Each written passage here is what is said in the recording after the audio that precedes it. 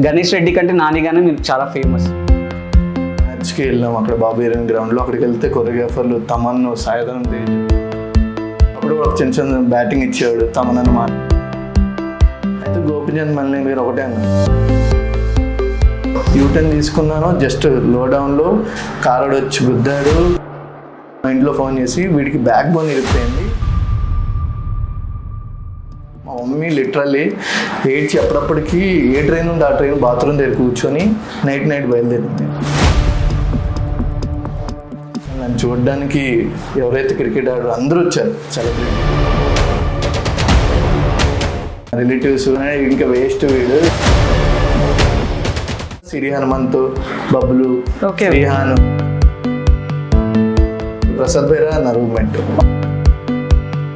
అంటే నేరాల గౌరవాలు అపరాధి అనేది వచ్చేది. మాకు 300 ఇచ్చేది అలా చేస్తే. అప్పటికి ప్రసాద్ బైరా నిల్లు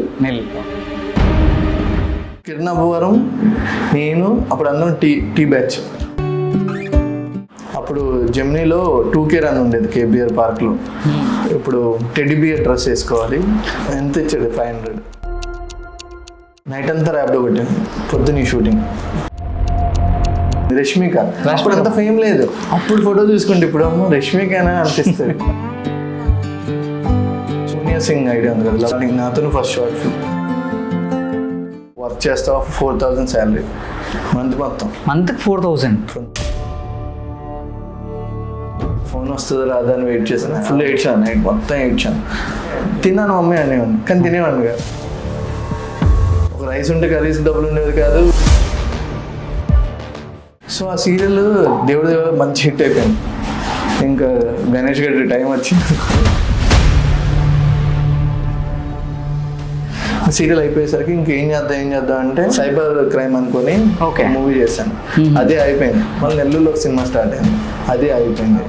బాగున్నాడు మూవీలో కూడా మా ఆవిడ అసలు రామ్ గోపాల్ ఒకరు మా ఫ్యాన్. మనం పూజ చేయలేదు, ఏం చేయలేదు. ఆ ఎఫెక్ట్లు బాగా వచ్చాయి. నెక్స్ట్లో ఒకరు మా అమ్మమ్మ చనిపోయిన రోజు కూడా నేను షూటింగ్ చేశాను. మాకు తెలుసు మా అమ్మమ్మ చచ్చిపోయింది.